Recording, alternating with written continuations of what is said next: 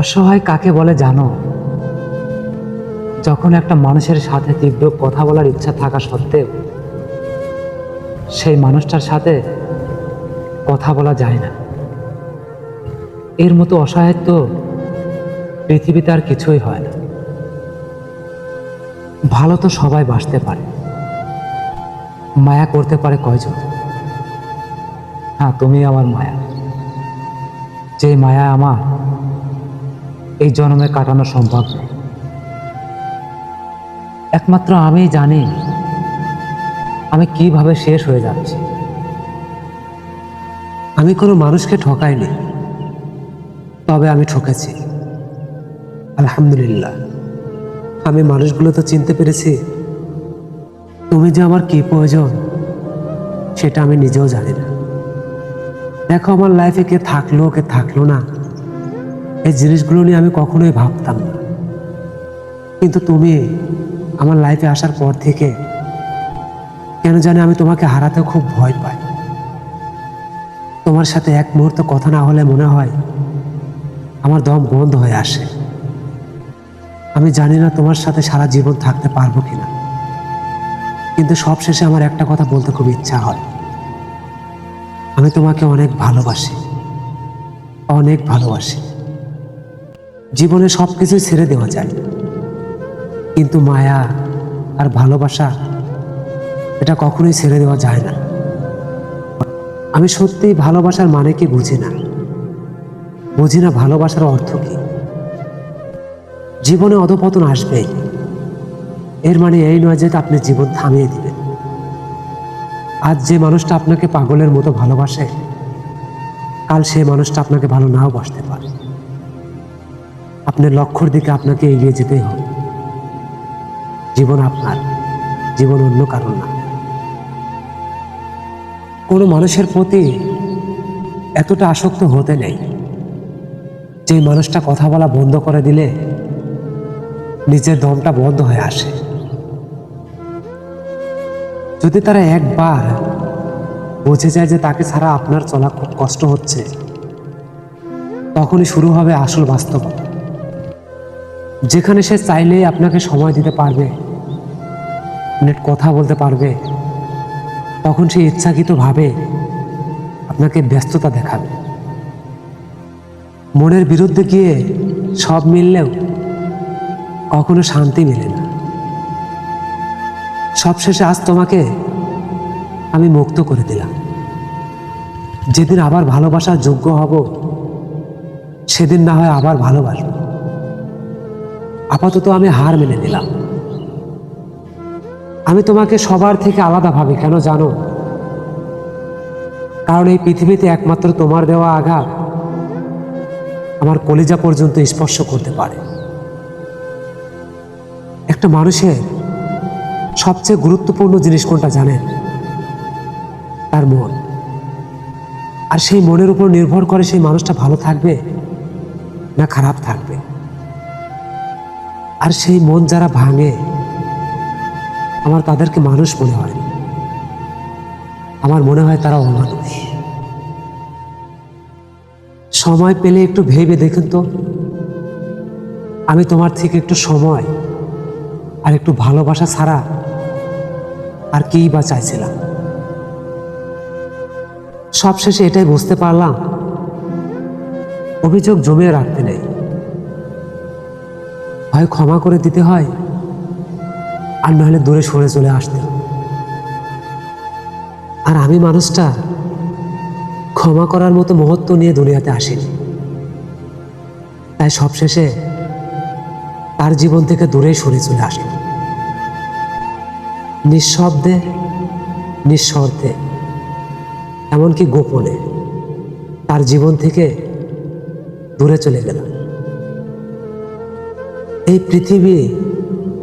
পৃথিবীর মতো থাকবে। বর্ষা আসবে, জ্যোৎস্না আসবে, কিন্তু সেই বর্ষা দেখার জন্য আমি মানুষটাই আর থাকবো না। জ্যোৎস্না দেখার জন্য আমি থাকবো না। এই যে জিনিসটা আমি মোটেও মেনে নিতে পারি না, আর আগেও কখনো পারতাম না। এখনো যতই ওদিকে এগিয়ে যাচ্ছি ততই আর পারছি না। আজকে তার ছবির দিকে তাকিয়ে অনেকক্ষণ দেখলাম, হয়তো এই সেই মায়াবী, যার মায়া কোনোদিন আমি ভুলতে পারবো না। তুমি ছিলে আমার শেষ আঘাত। এরপর আর কোনো কিছুই আমাকে স্পর্শ করতে পারেনি। প্রিয় জিনিসগুলোকে জীবন থেকে আমি সরিয়ে রাখতে শিখেছি। নিঃশব্দে কবরস্থানের প্রবেশ পথে লেখা ছিল, শেষ ঠিকানায় তোমাকে আসতেই হতো, শুধু দেরি করে ফেলেছ। ব্যস্ত ছিলে দুনিয়ার হিসাব নিকাশে। কি পেয়েছো সেই ছুটে চলা জীবনে? আজ তোমার আপন জনেরাই রেখে গেল মাটির নিচে, চিরদিনের মতো নিঃসঙ্গ করে। পুরুষ মানুষকে কেউ কখনো ভালোবাসেনি, ভালোবেসেছে তার যোগ্যতা, সফলতা এবং কি সামর্থ্যকে। দিন শেষে এটাই বুঝতে পারলাম, যেখানে আপনার মূল্য নেই সেখান থেকে ফিরে আসুন, নিজেকে পরিবর্তন করুন, তাতে জীবন অনেক সুন্দর হবে। এতদিনে একটা জিনিস খেয়াল করে দেখলাম, চেনা মানুষগুলো অনেক সুন্দর করে তাদের রূপ বদলে ফেলে।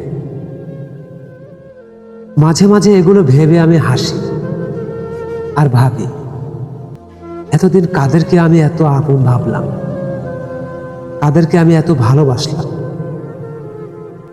আমার জীবন নিয়ে কোনো অভিযোগ নেই, জানেন, যা হচ্ছে হোক না। জীবনে মানুষ বাঁচেই বা কতদিন? জীবন সুন্দর, টাকা কামাও, গরিবের মতো চলো, আর বিনয়ী হও, আর কথা কম বলো। বেশি প্রকাশ করে ফেলেছিলাম, আর বারবার বলেছিলাম অনেক ভালোবাসি তোমায়। তোমার প্রতি একটা সময় আমার অনেক মায়া ছিল, কিন্তু এখন আর নাই। বিশ্বাস করো মামা, জীবনে আর কোনো কিছু হারানোর ভয় নেই। আমি ওই মানুষটারও হারিয়ে ফেলেছি, যেই মানুষটারে আমার জীবনে যে কোনো কিছুর বিনিময়ে তাকে চেয়েছিল। এই কথাটা আমার মনে পড়লে খুব হাসি পায়, জানো। আমি আমার জীবনের সব কিছুর বিনিময়ে তোমাকে চেয়েও পেলাম না, আর তুমি আমার জীবনে কোনো কিছুর বিনিমূল্য ছাড়াই সারা জীবন আপন হয়ে থাকলে। কি দারুণ তোমার মায়া! তোমার শূন্যতা আমাকে কাঁদালেও আমার শূন্যতা কোনো দিন তোমাকে কাঁদাবে না, কারণ আমার শূন্যতা তুমি অন্য কোনো মানুষ দিয়ে পূরণ করে নিয়েছো। এজন্যই তুমি আর আমার শূন্যতার কারণে কখনো কষ্ট পাবে না। যে মানুষটা মাথা ঘোরার ভয়ে কখনো মেলার নাগরদোলাতে ওঠেনি, খোদার কি দারুণ খেলা, তাকেও ঘোরাচ্ছে জীবন। শুনো মামা, নিজের দুঃখ নিজের কাছে পাহাড় সমান, আর অন্য মানুষদের কাছে দু লাইনের গল্প মাত্র। জীবনটা আসলে আয়নার মতো, তুমি যেমন ভাববে ঠিক তোমাকে তেমনই দেখাবে। হ্যাঁ, এটাই বাস্তব। আমাদের মনের মাঝে কত কথা জমিয়ে রাখা হয়, শুধু শুনবে এমন মানুষটাই নেই। পৃথিবীতে সুখের ভাগিদার অনেকেই হইবে, কিন্তু আপনার দুঃখের ভাগিদার কেউ বইবে না।